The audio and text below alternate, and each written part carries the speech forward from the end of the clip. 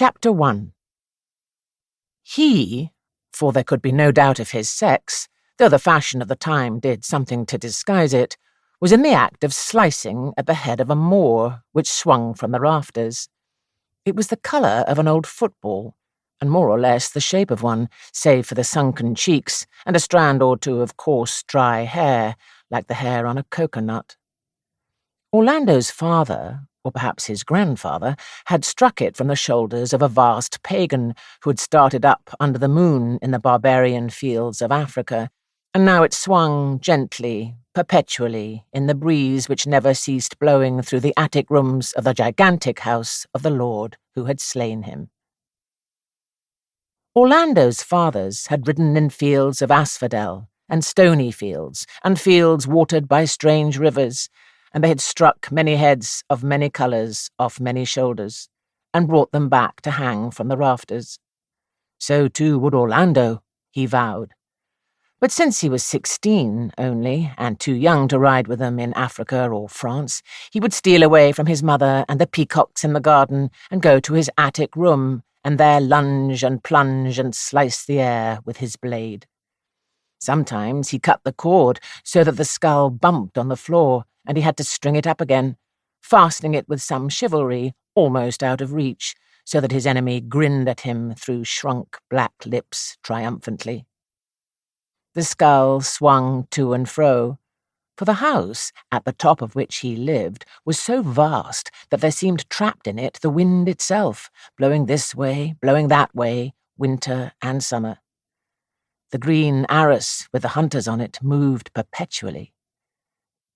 His fathers had been noble since they had been at all. They came out of the northern mists wearing coronets on their heads.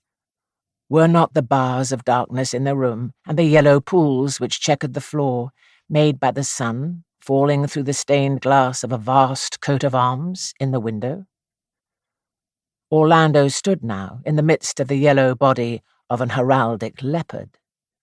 When he put his hand on the window-sill to push the window open, it was instantly coloured red, blue, and yellow, like a butterfly's wing.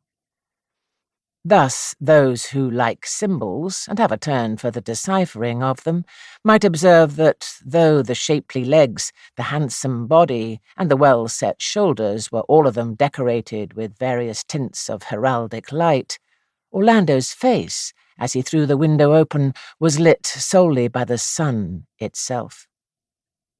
A more candid, sullen face it would be impossible to find. Happy the mother who bears, happier still the biographer who records the life of such a one. Never need she vex herself, nor he invoke the help of novelist or poet. From deed to deed, from glory to glory, from office to office he must go, his scribe following after, till they reach whatever seat it may be that is the height of their desire. Orlando, to look at, was cut out precisely for some such career. The red of the cheeks was covered with peach down. The down on the lips was only a little thicker than the down on the cheeks. The lips themselves were short and slightly drawn back over teeth of an exquisite and almond whiteness. Nothing disturbed the arrowy nose in its short, tense flight. The hair was dark, the ears small and fitted closely to the head. But alas, that these catalogues of youthful beauty cannot end without mentioning forehead and eyes. Alas, that people are seldom born devoid of all three, for directly we glance at Orlando standing by the window, we must admit that he had eyes like drenched